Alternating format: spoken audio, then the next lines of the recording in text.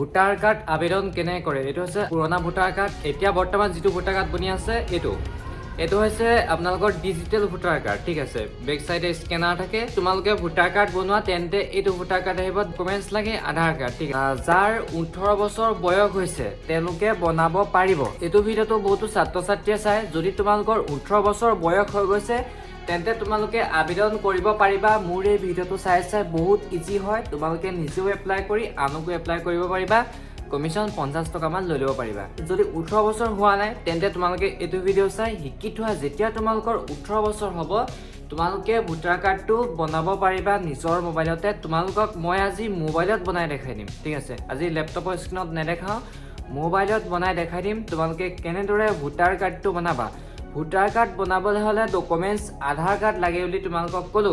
কিন্তু voter card বনোৱা এবাৰ নতুন নিয়ম আনিছে আগতে ভোটাৰ কাৰ্ড বনাবলৈ তোমালোকক আধাৰ কাৰ্ড লাগে ওটিপি কোনো দৰকাৰ নাই আধাৰ ৰেজিষ্টাৰ মোবাইল নাম্বাৰ ওটিপি কোনো দৰকাৰ নাই তাত তোমালোকে ওটিপি নোহোৱাকেও আধাৰ কাৰ্ড নিদিয়াকৈ বেলেগ ডকুমেন্টছ দিও তোমালোকে ভোটাৰ কাৰ্ড বনাব পাৰিছিলা কিন্তু এতিয়া ভোটাৰ কাৰ্ড বনাবলৈ আধাৰ কাৰ্ডটো মেন্ডেটৰি হয় লগতে আধাৰ কাৰ্ডত যেটো মোবাইল নাম্বাৰ ৰেজিষ্টাৰ হৈ আছে সেই মোবাইলটোলে ওটিপি যাব ঠিক আছে যদি তোমালোকে ওটিপি টো দিব নোৱাৰা তেন্তে তোমালোকৰ ভোটাৰ কাৰ্ডটো জেনাৰেট নহয় আৰু এটা অপচন আছে যাৰ আধাৰ ৰেজিষ্টাৰ মোবাইল নাম্বাৰটো লগত নাই তেওঁলোকে বিএলঅৰ জৰিয়তে তেওঁলোকে বনাব পাৰিব অফলাইন তেওঁলোকে নিজৰ এৰিয়াৰ বিএলঅৰ লগত কন্টেক্ট কৰি পেলাই বনাব পাৰিব কেনেকৈ বনাব লাগে হেতু শিকাই দিম তোমালোকে ভিডিওটো জাস্ট হেকলৈকে চাই থাকিবা মই ধুনীয়াকৈ শিকাই দিম মই যেনেকৈ শিকাই দিম তোমালোকে তেনেকৈ ভিডিওটো চাই বনাব পাৰিবা কেনেকৈ ডাউনলোড কৰে কেনেকৈ চেক কৰিবা ভোটাৰ কাৰ্ডটো আহিছে নে নাই কিমান দিন লাগে সকলোখিনি কথা কম বেছি দিন নালাগে এতিয়া বৰ্তমান যদি তোমালোকে বনোৱা 2 সপ্তাহ 3 সপ্তাহ ভিতৰতে গুচি আহিব তাতকৈ সোনকালে হ'ব পাৰে যেটো ইলেকশ্যন টাইম চলি আছে সেইকাৰণে সোনকালে হৈ যাব জাস্ট অকল তোমালোকক আধাৰ কাৰ্ডটো লাগে আৰু পাছপোৰ্ট সাইজৰ ফটো একপি লাগে এইকেইটা ডকুমেন্টছ হয় বলা তেন্তে আমি আৰম্ভ কৰিছো কেনেদৰে ভোটাৰ কাৰ্ড বনায় যদি ভিডিওটো ভাল লাগে তেনেহলে এটা লাইক কৰিবা আৰু চেনেলটো সাবস্ক্ৰাইব কৰিবলৈ নাপাহৰিবা মই ভাবো এটো ভিডিও তোমালোকক বহুত হেল্প কৰিব যেহেতু ভোটাৰ কাৰ্ড কেনেকৈ বনায় হয়তো তোমালোকে বহুতেই জানা আৰু বহুতেই নাজানে ঠিক আছে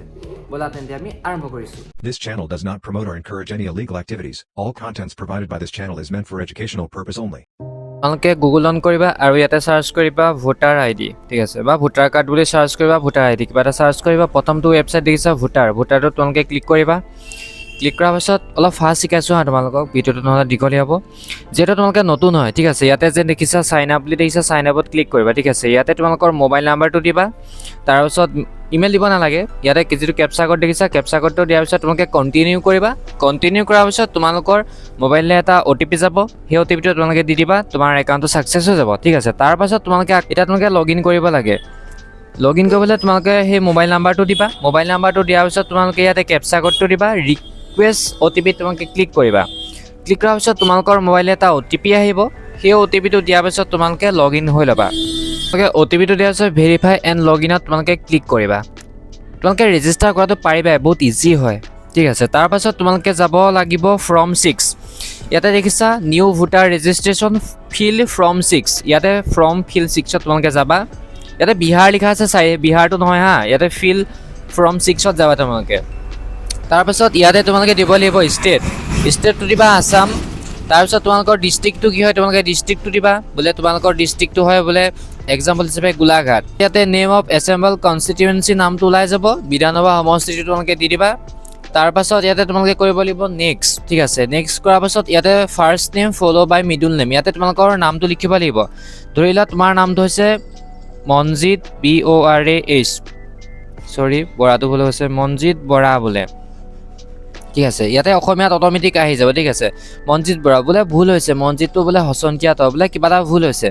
তেতিয়া তোমালোকে ইয়াত টাইপিং কৰিব পাৰিবা সো তোমালোকে আসামিজ কিবোৰ্ডটো উলিয়াবা আসামিজ কিবোৰ্ডটো উলিয়াৰ পিছত তোমালোকে এনেকৈ টাইপ কৰিব পাৰিবা ঠিক আছে এনেকৈ নিজৰ নামটো শুদ্ধকৈ বঢ়াবা ইয়াতে তোমালোকে সাৰ নেমটো লিখিব নালাগে ইয়াতে ফটো দিবা ফটোকপি তোমালোকে মাৰিবলা দি দিবা খালি 2 MB ভিতৰত হ'ব লাগিব ইয়াতে মই পাছপোৰ্ট সাইজৰ ফটোকপি দিছো তাৰপিছত সেভত তোমালোকে ক্লিক কৰিবা ইয়াতে হিউম্যান ফেস ডিটেক্টেড সাকসেসফুলি বুলি ওলাই যাব সাকসেসফুলি তাৰপিছত তোমালোকে নেক্সটত ক্লিক কৰিবা ইয়াতে সি নম্বৰ কৈছে name and surname of any one of the relatives ইয়াতে তোমালোকৰ দেউতাৰ নামটো দিবা তাৰপাছত ইয়াতে দেউতাৰ নামটো দি দিবা দেউতাৰ নামটো এনেকৈ দি দিবা ঠিক আছে এক্সাম্পল হিচাপে বনাই আছোঁ এইকেইটা মই দেউতাৰ নামটো এনেকৈ দি দিবা আছামিছত ধুনীয়াকৈ ওলাই গৈছে এনেকৈ আহি যায় যদি শুদ্ধ হয় তেতিয়া ঠিকে নহ'লে তোমালোকে টাইপ কৰিবা নেক্সটত ক্লিক কৰিবা কণ্টেক্ট নাম্বাৰটো দিবা তোমালোকৰ নিজৰ নাম্বাৰটো ইয়াতে দি দিবা তাৰপিছত ইমেইল আইডি দিব বিচাৰে দিব পাৰা নিদিলেও নাই তাৰপিছত নেক্সটত ক্লিক কৰিবা ইয়াতে আধাৰ নাম্বাৰটো দি দিবা আধাৰ নাম্বাৰটো দিবই লাগিব মেণ্ডেটৰী হয় ইয়াতে আধাৰ কাৰ্ডৰ নাম্বাৰটো দিবা তাৰপিছত নেক্সটত ক্লিক কৰিবা তাৰপিছত জেণ্ডাৰটো কি তোমালোকৰ মেল হয় নে ফিমেল হয় দিবা মেল হয় নে ফিমেল তোমালোকে দিবা নেক্সটত ক্লিক কৰিবা ডেট অফ বাৰ্থটো দিবা তোমালোকৰ যিমান হয় ডেট অফ বাৰ্থটো দি দিবা ডেট অফ বাৰ্থটো দিয়াৰ পিছত document for proof of birth date of birth হিচাপে তোমালোকে যাবা চিলেক্ট ডকুমেণ্টত গৈ পেলাই তোমালোকে আধাৰ কাৰ্ডটো দিবা পান কাৰ্ড দিব পাৰা কিন্তু তোমালোকে আধাৰ কাৰ্ডটো দিবা বাৰ্থ চাৰ্টিফিকেট অপশ্যন আছে যাৰ যি আছে দি দিবা তাৰপিছত তোমালোকে দিব লাগিব ইয়াতে আধাৰ কাৰ্ডটো দি দিবা আধাৰ কাৰ্ডটো দিয়াৰ পিছত তোমালোকে নেক্সটত ক্লিক কৰিবা ঠিক আছে নেক্সটত ক্লিক কৰাৰ পিছত তোমালোকে দিব লাগিব ইয়াতে তোমাৰ হাউচ নাম্বাৰটো কৈছে তোমালোকৰ ঘৰৰ নাম্বাৰটো কিমান দি দিবা কিবা তাত দি দিছোঁ মই তাৰপিছত এইটো কিন্তু শুদ্ধকৈ দিবা দেই ভোটাৰ কাৰ্ডৰ বেক চাইডে গুচি আহে মানে শুদ্ধকৈ দিবা street area locality Mohalla road তোমালোকৰ ষ্ট্ৰীট এৰিয়াটো কি হয় দি দিবা এইটো নিজে জানিবাই তোমালোকৰ নিজৰ গাঁওখনৰ নামটো দিব পাৰা আৰু ভিলেজ তোমালোকৰ গাঁওখনৰ নাম দি দিবা বোলে আমাৰ গাঁওখনৰ নামটো বোলে বিলতীয়া এনেকৈ দি দিছোঁ এনেকৈ আহি গৈছে পোষ্ট অফিচটো দিবা তোমালোকে পিনক'ডটো দিবা তোমালোকৰ তেহচিল মণ্ডল তোমালোকৰ মণ্ডলৰ নামটো দিবা ইয়াতে ডিষ্ট্ৰিক্টটো দিবা তোমালোকৰ ডিষ্ট্ৰিক্ট কি হয় তাৰপাছত তোমালোকে দিব লাগিব document for proof of residence ইয়াতে ডকুমেণ্ট তোমালোকে আধাৰ কাৰ্ডটো দিবা আৰু ইয়াতে বহুতখিনি ডকুমেণ্টছ চাই ল'বা যিহেতু আধাৰ কাৰ্ড দি ৰেকমেণ্ড কৰিম তোমালোকৰ আধাৰ কাৰ্ড দিলে ভাল হয় তাৰপাছত তোমালোকে ইয়াতে আধাৰ কাৰ্ডটো ছেম টু ছেম দি দিবা কোনোবা যদি ডিচেবিলিটি হয় তেতিয়া এইখিনি ফিল কৰিবা নতুবা তোমালোকে তললৈ যাবা 10 নম্বৰতে কৈছে ফেমিলি মেম্বাৰ ইয়াতে কৈছে নেম অফ ফেমিলি মেম্বাৰ তোমালোকৰ দেউতাৰ নামটো দি দিয়া যদি দেউতা নাথাকে তেন্তে তোমালোকৰ মা নামটো দিবা ঠিক আছে কিন্তু ভোটাৰ কাৰ্ডৰ প্ৰথমতে ৰিলেটিভছ নেমত তোমালোকৰ দেউতাৰ নামে দিবা দেউতা থাকিলে লেট দিবা ঠিক আছে আৰু ইয়াতে কৈছে লিখা আছে the details of my family member already include in the electoral rule কিন্তু তোমালোকৰ ফেমিলি মেম্বাৰজন জন বা জনী ভোটাৰ কাৰ্ডত মানে থাকিব লাগিব কাৰেণ্টলি এনৰোল হৈ থাকিব লাগিব যিহেতু দেউতা ঢুকাই গৈছে দেউতাৰ নাম নাথাকে ন লিষ্টৰ পৰা কাট খাই যায় সেইটো কাৰণে তোমালোকে মা নামটো দিবা কিন্তু পূৰা তোমালোকে ৰিলেটিভছত তোমালোকৰ দেউতাৰ নামটো দিবা তাৰপিছত ইয়াতে মা নামটো দিব পাৰা বা দেউতাৰ নামটো দিবা ৰিলেশ্যনটো দিব মাদাৰ ফাদাৰ ৱাইফ যি হয় তোমালোকে দি দিবা লিগেল গাৰ্জেন দিয়াৰ পাছত তোমালোকে ইয়াতে নেক্সটত ক্লিক কৰিবা নেক্সটত ক্লিক কৰাৰ পিছত তোমালোকৰ গাঁৱৰ নামটো দিবা ষ্টেট দিবা ডিষ্ট্ৰিক্ট দিবা ইয়াতে তোমালোকে কৈছে I am ordinarily a resident at the address mentioned এইটো তোমালোকে নিজৰ ডেট অফ বাৰ্থটো দি দিবা ডেট অফ বাৰ্থটো মানে এনেকৈ কৰিবা তোমালোকে বোলে 2006 চনৰ পৰা আছা ঠিক আছে 2006 চনৰ পৰা নিজৰ জন্মদিন আছা বোলে ফেব্ৰুৱাৰীত জন্ম হৈছিলা বা নৱেম্বৰ বা য'ত যি হয় তেনেকৈ দি দিবা তাৰপাছত তোমালোকে তললৈ যোৱা প্লেচ দিবা তোমাৰ গাঁওখনৰ নাম দিবা তাৰপিছত গাঁওখনৰ নামটো দিয়াৰ পাছত তোমালোকে ইয়াতে নেক্সট বুলি অপশ্যনটো দেখিবাই ইয়াতে মই ভিলেজটো দি দিলেহে গুচি যাব তাৰপাছত ইয়াতে নেক্সট বুলি তোমালোকে দেখিবা নেক্সটত দিয়াৰ পিছত তোমাক কেপচা কোডটো ইয়াতে দি দিবা ঠিক আছে কেপচা কোডটো দিয়াৰ পিছত তোমালোকে চেণ্ড অ'টিপিত ক্লিক কৰিবা চেণ্ড অ'টিপিত ক্লিক কৰাৰ পিছত তোমালোকৰ মাজত প্ৰিভিউটো ওলাই আহিব কৰিবা ইয়াতে প্ৰিভিউটো ধুনীয়াকৈ ওলাই যাব তোমালোকে প্ৰিভিউটো ধুনীয়াকৈ চাই ল'বা ক'ৰবাত যদি ভুল হৈছে তোমালোকে শুদ্ধ কৰিবা যদি চব শুদ্ধ হৈছে তেন্তে তোমালোকে eSign এণ্ড ছাবমিট দেখিছা eSign এণ্ড ছাবমিটত তোমালোকে ক্লিক কৰিবা ঠিক আছে ইয়াতে তোমালোকে eSign এণ্ড ছাবমিটত ক্লিক কৰিবা ইয়াতে কৈছে are you sure you want to submit this form যদি শুদ্ধ হৈছে তেতিয়াহে তোমালোকে ছাবমিট কৰিবা য়েছত ক্লিক কৰিবা য়েছত ক্লিক ইয়াতে লোডিং হৈ এনেকুৱা এটা পেজ আহিব প্লিজ ৱেইট দেখাই আছে ইয়াতে তোমালোকে আধাৰ কাৰ্ডৰ নাম্বাৰটো দিব লাগিব ঠিক আছে ইয়াতে আধাৰ কাৰ্ডৰ নাম্বাৰটো দিবা আধাৰ অ'টিপিত ক্লিক কৰি গেট অ'টিপিত ক্লিক কৰিবা আধাৰ কাৰ্ডৰ নাম্বাৰটো দিবা আই হিয়াৰ বাই ক্লিক কৰিবা ছাবমিটত ক্লিক কৰিবা ছাবমিটত ক্লিক কৰাৰ পাছত অলপ দেৰি ৱেইট কৰিব ৱেইট কৰাৰ পাছত তোমালোকৰ ৰেফাৰেঞ্চ নাম্বাৰটো এনেদৰে গুচি আহিব সেই ৰেফাৰেঞ্চ নাম্বাৰটো তোমালোকে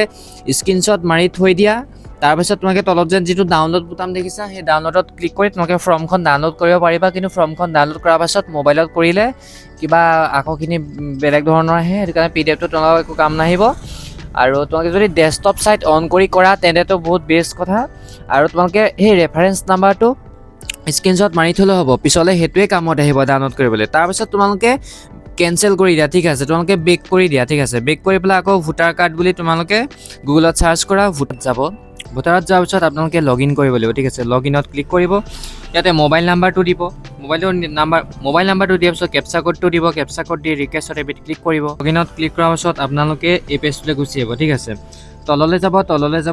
যাব, ইয়াতে আপোনালোকে দেখা পাব চেক এপ্লিকেশ্যন ষ্টেটাছ, ঠিক আছে। ইয়াতে আপোনালোকে ৰেফাৰেঞ্চ নাম্বাৰটো দিব, যিটো স্ক্ৰীনশ্বট মাৰি থবলৈ আপোনালোকক মই যে কৈছিলোঁ,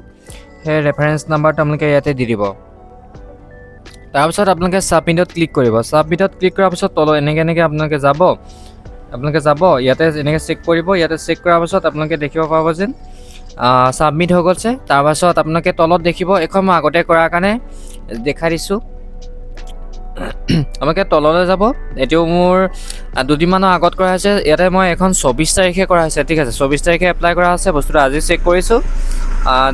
3টা ষ্টেপ গুচি গ'ল আৰু লাষ্টত এটা ষ্টেপ আছে, ফিল্ড ভেৰিফিকেশ্যন হৈ গ'ল, BLA এপইণ্টমেণ্ট হৈ গ'ল। আৰু লাষ্টত ইয়াতে আপোনালোকৰ